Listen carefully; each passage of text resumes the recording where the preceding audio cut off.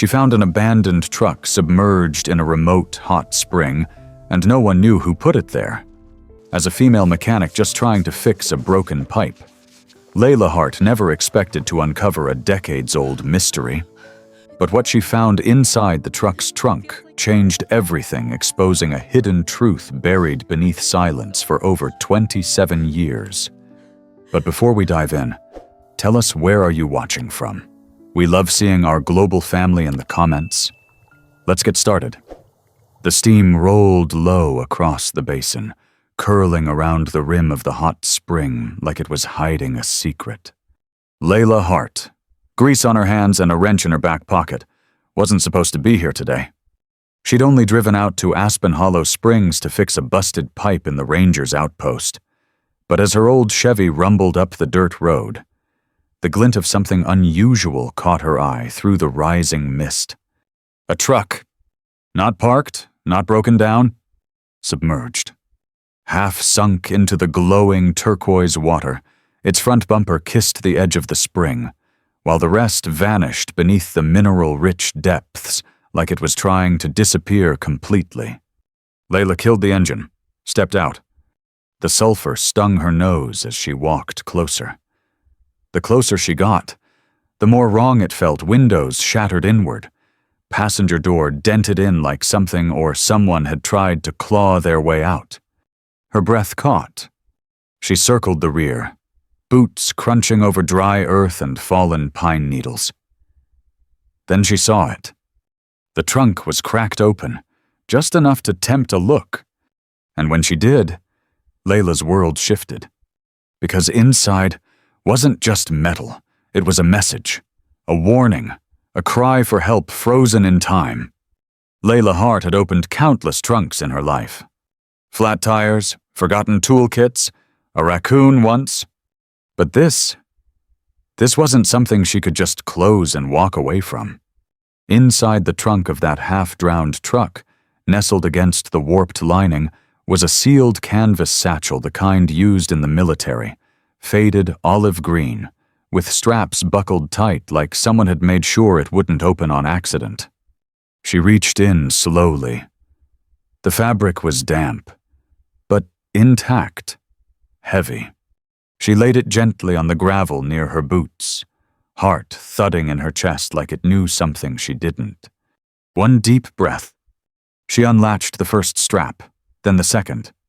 Inside, packed with an eerie precision, were dozens of handwritten letters, all bundled with twine, each envelope dated and labeled. And beneath the letters, a Polaroid photograph, weather-warped, edges curled, but the image still visible. A man, standing beside the very same truck she was now kneeling in front of. He was smiling, proud. Behind him, the unmistakable backdrop of Aspen Hollow Springs, before the fence was taken down, before the isolation, before the silence. But what stopped her wasn't the man. It was the little girl in the photo, holding his hand. She had Layla's face. Her breath hitched. She flipped the photo over, hands trembling. Written in faded ink for her, "If I don't come back, Jay." Layla stumbled back onto the gravel, knees nearly giving out. Her palms scraped the ground as she stared at the photo like it had just punched her in the chest. It didn't make sense. She didn't know this man. She had no memory of ever being at this place as a child. But something inside her, some ancient, buried part, shivered in recognition. Like a door in her mind had shifted just slightly on its hinges. The sound of water bubbling nearby was deafening now. She grabbed the satchel and rushed back to her truck, tossing it in the cab before slamming the door shut. Her fingers hovered over the ignition but didn't turn the key. She needed answers, and she needed them fast, instead of driving away. She grabbed her phone and snapped a picture of the license plate, though half of it was already rusted out, and the water had obscured most of the numbers. Then she took one more photo of the truck itself. Submerged in the spring, steam dancing off the hood like smoke from a quiet fire. She didn't know what she'd do with them yet, just that she couldn't leave without taking something with her that couldn't be buried again. Not like the truth had been. By the time she got home to her little auto shop at the edge of town, the sky had turned the color of bruised peaches purple, pink, and aching with a storm that hadn't broken yet. She threw the garage door open, the scent of motor oil and rust grounding her. This was her world, her rules. But not tonight. She spread the letters across the workbench, careful not to smear the water-warped ink. The handwriting was delicate, cursive, mostly addressed to a woman named Caroline. Some just said, "To my daughter." She swallowed. She didn't remember a Caroline. Her mother's name was Marie. Or wasn't it? Layla's memories of childhood were like water-stained blueprints, edges missing, lines blurred. She was raised by her grandfather after a family accident, or so she'd been told. No one ever filled in the blanks. Until now. She opened the first letter. If you're reading this, it means I didn't come back. I need you to know. I didn't leave because I wanted to. They said the truck would vanish, that no one would come looking this far out. But you were always clever, Caroline. And if you're the one holding this, then maybe you figured it out. They wanted the land, not the springs. What was underneath? And I knew too much. The springs, the minerals. There had been whispers around town for years about mining rights, corporate interests, old lawsuits. But Layla had never paid much attention. She just fixed cars. Until today, letter after letter unraveled a story she couldn't deny. A man named Jonas Walker had been trying to stop a deal that would turn the protected springs into a drilling site. He'd been working with environmental lawyers, gathering proof, gathering names, and then he vanished. The date. 27 years ago? The same year Layla was born. Her hand started shaking again. She opened the envelope labeled "To my daughter." Inside was a bracelet, small, delicate, a bit of tarnish, but the engraving still visible L-H. She pressed her hand to her chest. That familiar buzz again. Stronger now. As if the very air around her recognized the truth before she could say it out loud. He was her father. Jonas Walker wasn't just a whistleblower. He had been trying to protect her, and someone had made sure his voice never reached her. Until now. Just then, a noise outside. Gravel shifting. Lights! Someone was outside the shop. Layla froze. She hadn't told anyone she'd gone to the springs, hadn't posted the photos, hadn't even called the sheriff yet. She moved slowly to the window and peeked through the blinds. An old sedan. No plates. A figure behind the wheel. Staring. Watching? She backed away, reached for her phone, no service. Then, a sound from behind the shop. A soft click. The back door. Someone trying to get in. She grabbed the tire iron off the wall and edged towards the shadows, adrenaline burning like gasoline through her veins. Whoever was out there, they hadn't come for repairs. They'd come because she'd found the truck, because she'd looked inside the trunk, and because they thought she was still the little girl who could be silenced. But they didn't know Layla Hart. Not anymore. She wasn't afraid of broken things. She rebuilt them. Layla's breath was shallow. The shop was quiet, but not the peaceful kind. It was the kind of quiet that buzzed just beneath your skin. The kind that makes your spine ache before anything even happens. She edged closer to the back door. Tire iron gripped tightly, listening for the sound again. Click. There it was, subtle, like someone gently testing the lock, like they weren't in a rush.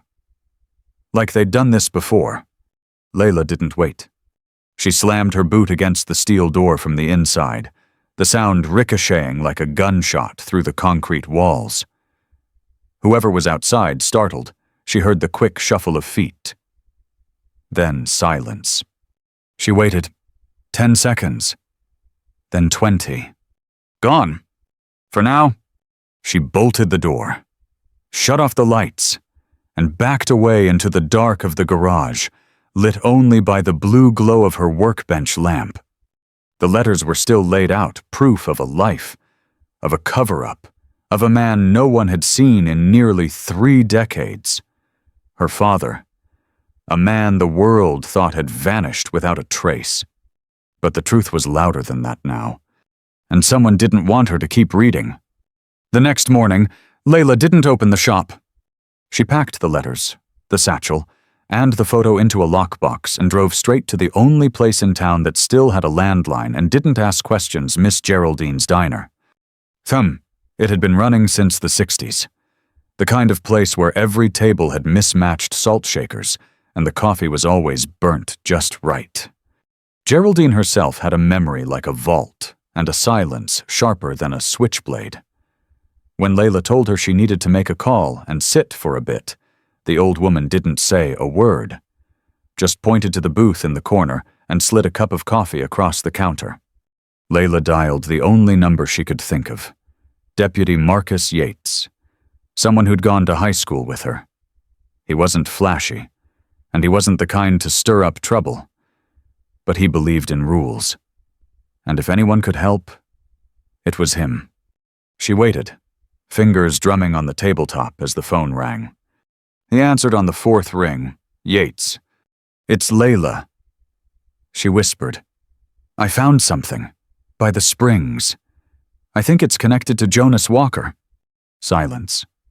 Then, slowly.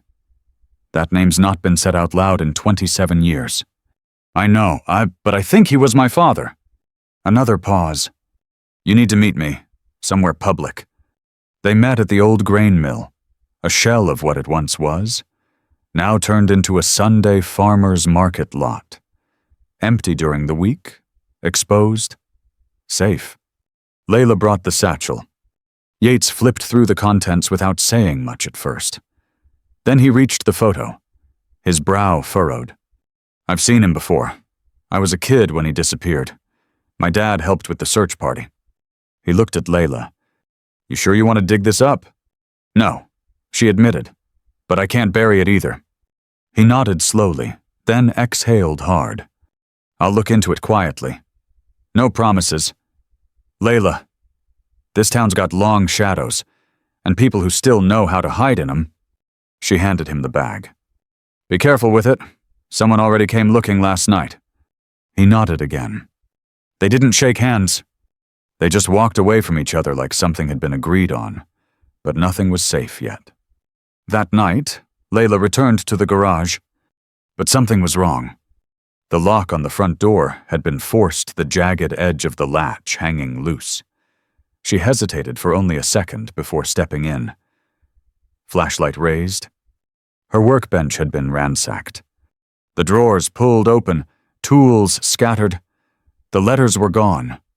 Except one single envelope had been left behind, deliberately placed right in the center of her bench like a warning. It was one she hadn't opened before, marked only with a red X. She opened it, hands trembling. Inside was a letter. They told me if I stayed quiet, you'd be safe. I didn't want you to grow up with ghosts, but I see now, ghosts find their way back anyway. There's a journal. I left it with someone I trust. If you've come this far, maybe it's time you read it. Go to the trailer behind the old mine. Ask for Russ. Tell him you're mine. No name signed. But she knew who wrote it. Jonas. The old mine was a place locals avoided not because of danger, but because of superstition. Folks said the land was cursed. Accidents, fires, bad luck. Layla didn't care. By sunrise, she was parked in front of a weather-beaten trailer half buried in pine needles, door hanging crooked like the place had given up on being square with the world. She knocked. No answer. Knocked again. I'm looking for Russ. Jonas Walker sent me. Nothing. Then, the door creaked open. An old man with skin like leather and eyes that had seen too much squinted at her. "You his girl?" "I think so." He stared a second longer, then stepped aside. Inside, it smelled like wood smoke and old coffee. A cot, a stove, a box of cassette tapes on a shelf. He walked to a drawer and pulled out a leather-bound journal, edges frayed, the pages inside thick with time. "He made me promise. Said someone had come one day. Someone who still listened." Layla took it, fingers trembling. Russ put a hand on her shoulder. "Tell it right," he said. "Not for him, for you." That night, Layla read every page. Jonas had chronicled everything: the land deals, the threats, the night they came for him, the plan to drive the truck into the springs, the fake disappearance. He thought he could protect her by disappearing, but silence hadn't saved anyone. She closed the book and looked out the window of her shop. It wasn't just a story anymore. It was her inheritance. Not the kind you spend, the kind you fight for. It was nearly midnight when Layla closed the journal. Her eyes were burning from the dim light of the desk lamp, but sleep felt impossible. The garage was still, the kind of stillness that happens right before something changes. She sat in silence, one hand resting on the worn leather cover of her father's words. Not some guy named Jonas Walker. Not a myth, not a whisper, not a missing person in a police report. Her father, and for the first time, she didn't just know his name, she knew his voice. The entries had started off clinical. Dates, details, diagrams, names of companies and city council members who had once stood to profit from mining beneath Aspen Hollow Springs. But slowly, they turned personal. "I watched her sleep last night. Carolyn hummed while she rocked her. We named her Layla. God, she's already stubborn. They told me to stop, that if I kept digging, I'd disappear. But when I look at her, I can't stop. I won't let her grow up in a town that sells out its future just to get rich for 5 minutes. If anything happens to me, I pray someone reads this. I hope she grows up strong enough to hear it." Layla wiped a tear from her cheek before it could fall onto the page. She had spent her life thinking she was unwanted, that maybe her parents didn't make it, maybe they never cared. But now she saw it for what it was. Not abandonment. Sacrifice. By morning, everything looked different. Not the buildings, not the road, not even the mountain air. But her. Something inside had cracked open wide and raw and honest. She stood outside her garage, staring up at the sign that read Hart & Co. Auto Repair, a name she'd painted herself 3 years ago when she bought the place outright. She always thought it was just branding, just a legacy from her granddad. But now she realized, Co. never just meant company. It meant connection. She belonged to something. To someone. To a truth that hadn't died, it had only been waiting. Later that day, Marcus Yates showed up with a manila envelope under his arm and worry in his eyes. "You were right," he said, sitting across from her at the diner. Layla sipped her coffee, hands tight around the mug. Yates laid out the contents of the envelope: maps, property records, and a few recently unearthed files from the old zoning office. Turns out Jonas Walker filed multiple complaints against the drilling project, got signatures, even filed for federal land protection status the week before he disappeared. He paused. And here's the thing. Those documents, they were never entered into the public record. Someone pulled them, buried them. Layla clenched her jaw. Who? Yates hesitated. Your grandfather's name is on the request to review them. She felt the blood drain from her face. My grandpa, you think he was involved? I don't know yet, but he was on the town council then. And there's something else. He pulled out a grainy black and white photo from the file. 3 men standing beside a mining rig. One of them Jonas, another Layla's grandfather, the third. A face she recognized from the news Clay Rourke, now a state senator. Yates leaned in. This goes way higher than just a missing man in the woods. That night, Layla drove to her grandfather's house for the first time in almost a year. She didn't knock, just stood outside his porch as he watered the garden, as if nothing in the world had ever gone wrong. He looked up, paused. "Was wondering when you'd come around?" he said. She stepped closer, arms crossed. "You knew." His face didn't change. "Knew what?" "About Jonas, about my father. You helped make him disappear." A long silence. The hose hissed as water dripped onto dry dirt. Then he turned it off. "I tried to stop it. Layla, I did. But they were going to ruin everything. Said if Jonas kept pushing, they'd take you away. Take your mother. We were scared." "You were scared," she whispered. "So you let him vanish." "I protected what I could." "You protected yourself." He didn't deny it. She stood there, waiting for rage to rise in her, but it didn't. Instead, it was sadness. Heavy, quiet, because she realized her grandfather hadn't been the villain. He'd just been too weak to be the hero. Back at the shop, she pulled out the final pages of Jonas's journal. One entry was marked with a red tab, a different ink than the others. "I don't know if you'll ever read this, Layla, but if you do, if you're brave enough to open the trunk, to listen, I want you to know something. You come from fire, from stubborn hearts and calloused hands. You come from love that didn't give up even when the world said to. Don't let them bury this. Don't let them bury you." She closed the book. Then she made a decision. The next morning, Layla did something she never thought she would. She emailed a local journalist. Not from the big city, not someone chasing clicks, but Rosalind Beck, who ran a small regional newsletter and always ended her editorials with, "Truth is the seed of change." Layla sent her the photos, the letters, the scanned pages of the journal.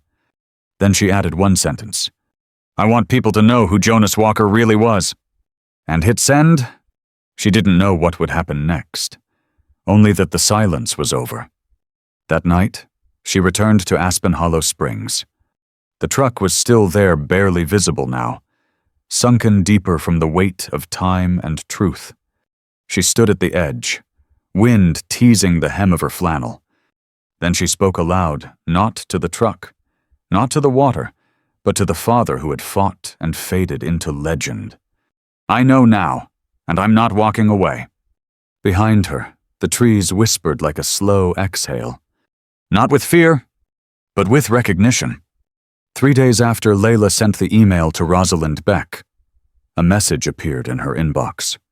"I read everything. Let's meet." No subject line, no name, but Layla knew exactly who it was. They met at an old roadside bakery with sun-faded curtains and coffee that tasted like it had been made in the 70s and never updated. Rosalind wore a forest green sweater, a worn leather notebook tucked beneath her arm, and eyes that had clearly seen too many stories buried under silence. Layla placed Jonas's journal gently between them. "Are you sure you want this to be public?" Rosalind asked softly, like she wasn't just asking about the journal, but about the part of Layla that was still healing. Layla looked out the window. The mountains loomed in the distance, quiet and immovable, like old truths waiting for someone to speak them out loud. He risked everything to speak. Layla said, "It's my turn now." The first article came out a week later. "The man forgotten beneath the hot springs, and the daughter who found him." It wasn't clickbait. It wasn't flashy. It was real. Rosalind told Jonas's story through his own words, excerpts from the journal, pieces of his letters, a grainy Polaroid of him and baby Layla by the truck that would later become his tomb. She called Layla a keeper of memory, and Aspen Hollow Springs a burial ground not for a body, but for the truth. Within 3 days, the article had been shared over 20,000 times. Then the messages began. Emails, calls, handwritten letters. Not from rubberneckers or conspiracy theorists, but from people who knew exactly what it felt like to lose someone to silence. A woman in Oregon wrote, "My father died trying to expose corruption. No one believed him either. A man from Arizona said I worked in city records in '97. I kept copies of those permits. You weren't supposed to find them. And from Denver, I'm Caroline's daughter. Jonas was my uncle. I remember you. Layla. I remember the day you disappeared from our lives. Each one cracked something open inside Layla. She realized she wasn't the only one carrying the weight of an unfinished story. Then came a call from National Public Radio. They wanted to feature Jonas's story as part of a series on unsolved disappearances and whistleblower cases in the American West. I'm not interested in fame, Layla told them. There was a pause. So what are you interested in?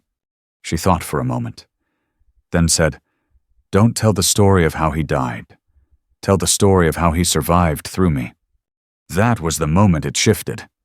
This wasn't just her father's past. It was her mission. She repainted the sign in front of her garage. Hart and Walker. Auto and Memory Garage, and beneath it, in smaller print, Come fix what they told you to forget. People chuckled when they read it, but a few stopped, and some came inside. An elderly veteran who'd lost a friend to a government cover-up. A teenage girl who'd never read the note her dad left before disappearing.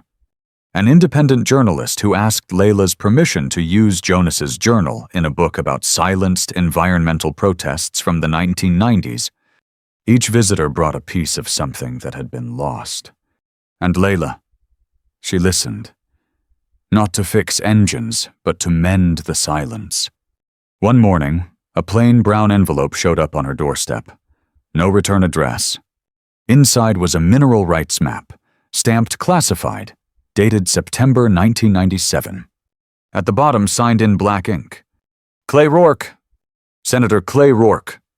The map revealed unusually high lithium deposits beneath Aspen Hollow Springs, the very reason Jonas had been silenced. They'd buried him to dig up white gold. But now, their secret had surfaced. Layla didn't go to the police. She sent the entire file to Rosalind. 3 days later, a follow-up article was published. Resources, corruption, and the mechanic who broke the silence. Layla's name appeared in a national headline for the first time. But what moved her most wasn't the attention. It was the final line of the article. Jonas Walker never vanished. He waited until someone brave enough opened the trunk and let the truth breathe. The next morning, Layla returned to Aspen Hollow Springs. The old truck was still there, rusted and sunken, like part of the earth itself now. She knelt at the water's edge and placed a small plaque in the soil. In memory of Jonas Walker. He did not vanish. He warned. 1983-1997. You were heard.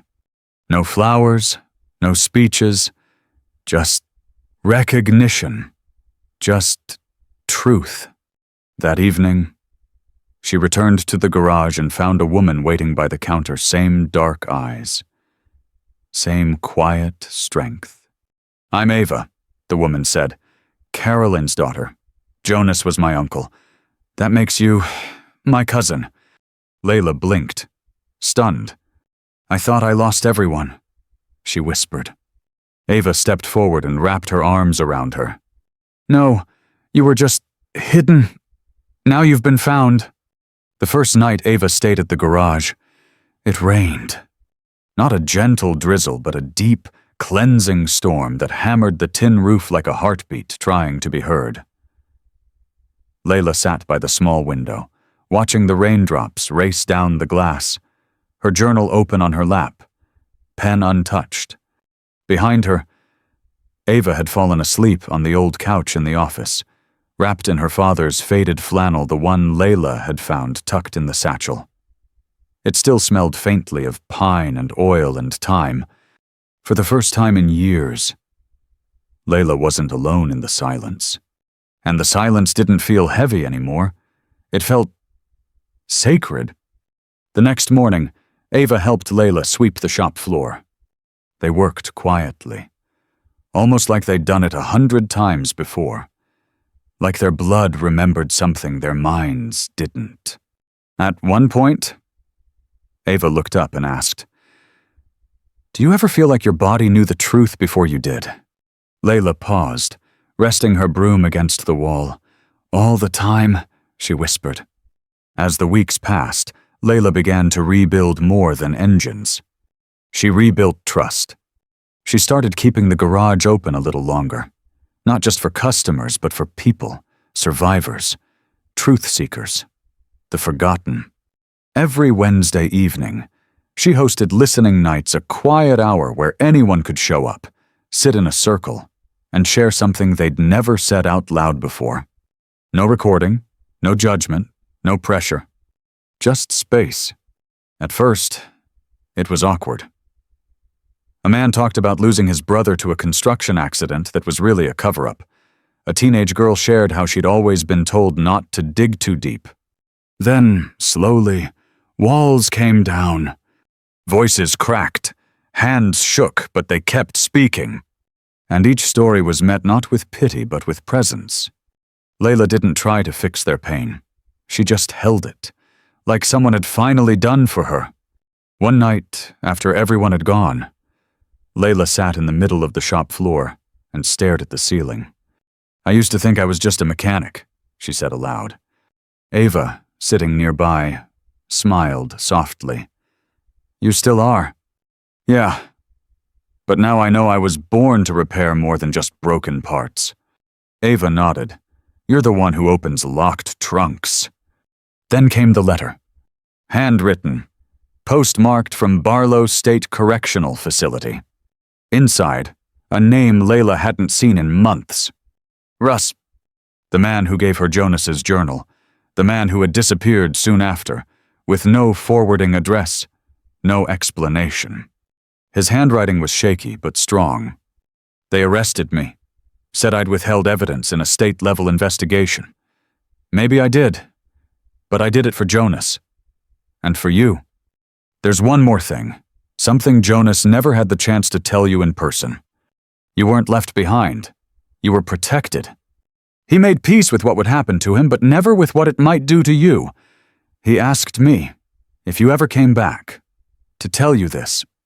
Your voice is your inheritance, and your courage is your bloodline." Layla folded the letter against her chest.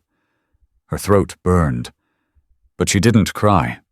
She just closed her eyes and whispered, "I hear you, Russ, and I forgive you." By early fall, the garage was more than just a repair shop.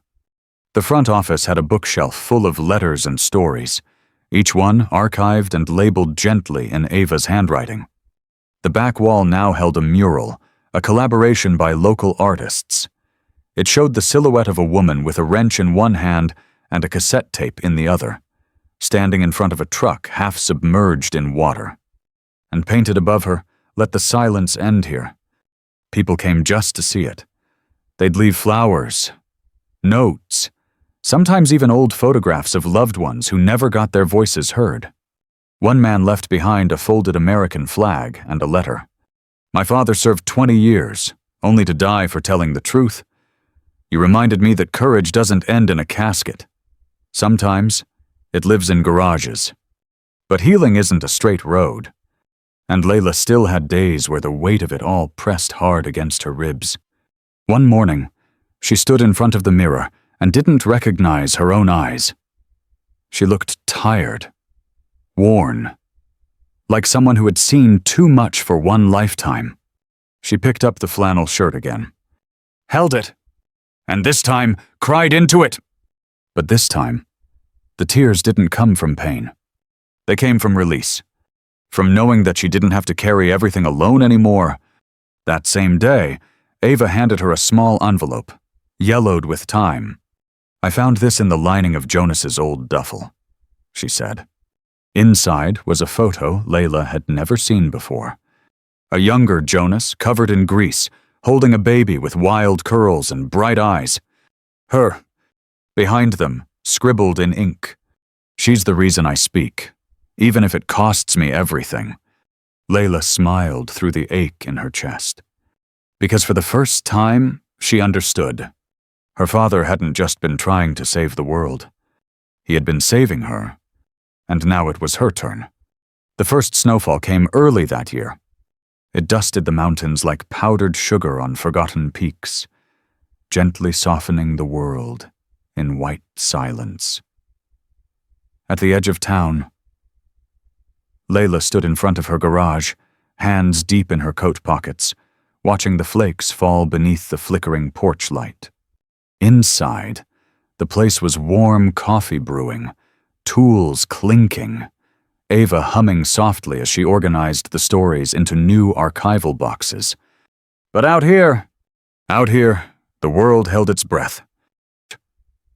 It had been 6 months since the article went viral, 3 months since Senator Rourke quietly resigned from office, and 1 month since Layla received a message that would change everything again. It came from Lena Whitaker, the widow of a whistleblower from a nearby town. She'd read the story. She'd seen the mural. She wrote just one sentence. "You gave my husband a voice again. Maybe now I can find mine." Layla printed it and taped it to the wall beside the others. Then she stepped back and cried, because for the first time, she saw what she had built. Not a garage, not a protest, but a sanctuary. On the anniversary of Jonas Walker's disappearance, the town gathered. There were no cameras, no speeches, no fanfare, just people, old faces and new ones, mechanics and mothers, veterans and teenagers, survivors. Some carried flowers. Others brought letters, folded in half like memories they weren't ready to read aloud. Layla stood beside the mural, Ava at her side, as the crowd slowly circled the fire pit they'd built near the old shop sign. A microphone had been set up, but no one had to use it. This wasn't about performing. This was about remembering. Then, one by one, they spoke. A teacher whose brother vanished in 1989 after reporting chemical dumping near a school. A grandmother who whispered about a son no one ever believed when he said he'd seen too much. And then a boy, maybe 16, stepped forward. He didn't speak. He simply walked to the mural, placed a single cassette tape at its base, and whispered, "Thank you for listening." Later that night, Layla sat in room 9, the corner of the garage she'd turned into a quiet space with a couch, a lamp, and a recorder always ready. No one was there but her. She pressed record. "Dad, I don't know where your voice is now, if it still echoes through the trees or if the water held it all these years, but I want you to know you were heard, not just by me, by a town, by a world." She paused. "I didn't grow up with you, but I grew into you. And if everything I do from this moment on makes noise, it's because you taught me silence is the most dangerous thing we carry." Weeks passed, then months, and still they came. Not in crowds, but in quiet, steady waves. Some left notes, some left tears. Some just walked in, looked around, and exhaled. Layla started calling them the rememberers. Not victims, not mourners, just people brave enough to say, "This happened, and it mattered." On a soft spring morning, Layla found a small girl, maybe 7, sitting cross-legged by the mural, sketching with a box of crayons. Her mother stood nearby, watching gently. When they left, the girl handed Layla a folded page. Inside a crayon drawing of a woman with a red scarf holding hands with a man beneath a waterfall. Above them, a single sentence. They found each other. Layla held it to her heart. And for the first time in years, she laughed. The kind of laugh that comes not from joy or relief, but from finally letting go. Years later, the garage still stands. The mural fades a little more each winter, but the message remains. The listening room has grown. So has the archive. There are now over 200 stories, some recorded, some handwritten, some left anonymously in the old metal lunchbox near the front door. Layla doesn't listen to them all. She doesn't have to. They were told that's what matters. Sometimes, people still ask her why she never moved on. Why she didn't sell the garage or take the book deals or leave town for something bigger? And she always smiles.